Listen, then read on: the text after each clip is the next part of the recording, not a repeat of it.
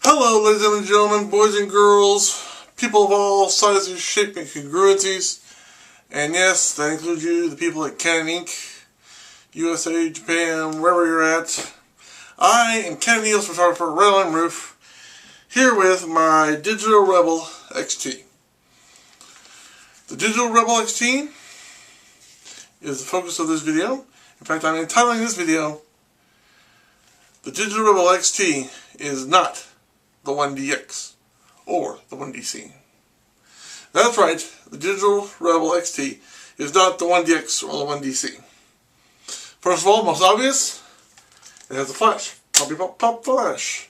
Second, it has an external battery pack that holds two batteries instead of one. Although it could be designed to hold 3, which I don't understand why they don't put 3 in there. If you look at how much room's in there, and you consider the size of 1, 2.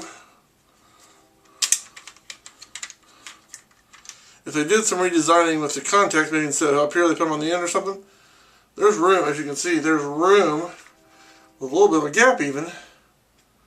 I can get that lined up for you, for 3 batteries. So you could put 3 batteries if they designed it a little bit differently. And you can put the contacts down here or up on top or something. They could hold 3 batteries of this type. So that's another reason that the Digital XT is not the 1DX or 1DC. Let's see what else. This camera only holds 1 CF card, which is all I need really. 10 GB Kingston technology. This has never failed me. This has like been the ultimate. I had before I had this technology, I had the CF cards that actually had a little hard drive in it and spun, and those, oh my gosh, that was so slow. The compact flash with the actual chips are a lot faster. And like I said, I've never had a single problem with this.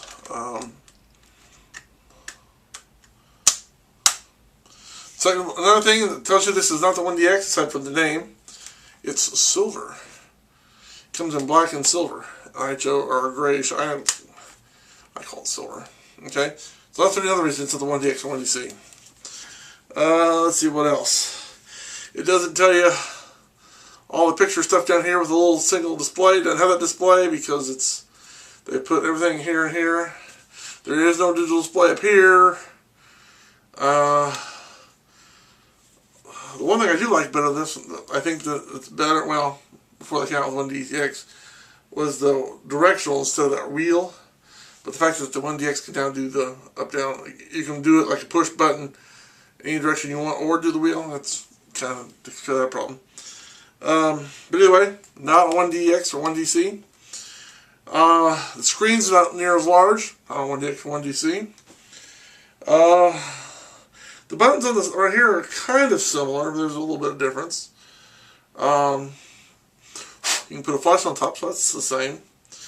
The grip, I love the grip. I love the way it feels. Both the battery grip and the camera. Now the battery grip and the camera itself have a different texture to them, which means it's not a 1DC or 1DX, because the 1DX has this kind of Canon, I don't know what you call that, but it's got the all the way around.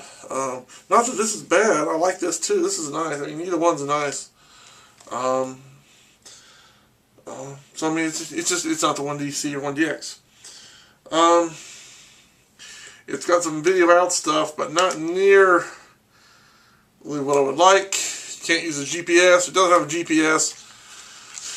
That's a big way it's not the 1DX, 1DC, is because you can't put in GPS. In fact, there's very little compared to the 1DX. For example, you can't put in the copyright information. You can't put in. It does have the date and time and that kind of stuff, so that's good. But I'd like to be able to put a copyright information within the data, metadata. Also, what I would like is to be able to add, like a lot of professional photographers put like their little logo like in the corner. If there was some way we could like upload a little, create our own little logo, but then load it to the camera where it puts each pic, if it's a horizontal picture, you put it in the corner. If it's if it's vertical, put it in the corner. If it's horizontal, put it in the corner. So it kind of shows like copyright. I personally like copyright name and date, but it's just personal preferences. There could be a lot of preferences with that feature if you worked it out. But this only goes up to 1600 ASA or ISO, and you have to set it manually to each ISO. The 1DX and 1DC you can do it manually, or you can set it to do it automatically. Plus, it not only does that, it also goes from 150, well, depending on how you set it, from 50 to 100, all the way up to 52,000. This only goes up to 1600, which is like what it was like back in the film days. I remember back when I was in high school, we had the film cameras, and well, that's not true. The highest wasn't 1600. The highest we had access to in high school was 3200. But I very seldom used it, and there weren't very many people that used it. Most people used, well, we used a lot of 400 ASA. That was one of the big film speeds that we used back in the day. But 400 was the big. We had a bunch of 100 film too. We used that. 100 and 400 were the two big ones we used. But this isn't the 1DX. It's not the 1DC. I wish it was. Now, having said that, for what this is and for what it's designed to do, it's done it very well. The only real problem I've had with this camera, and this is the honest truth, is sometimes if I'm in the sun a long time, it will have a little error to CF, error, blah, blah, blah. And then all you gotta do to correct it is turn it off. 1, 2, 3, 4, 5. Turn it back on, and it fixes it. That's the only problem I've had. I mean, I have that problem every once in a while. It's not an everyday thing, but I would say if I was going to be using this camera 3 days straight, maybe one day, once or twice in 3 days. I don't know. I'm just guessing, but that's once or twice every 3 days if I was using it like a lot. And again, all you gotta do is turn it off, let it sit for 2 or 3 seconds, turn it back on. It's a minor inconvenience. If it overheats, it gets too cold, or especially if it overheats, or if you're in the sunlight a lot. But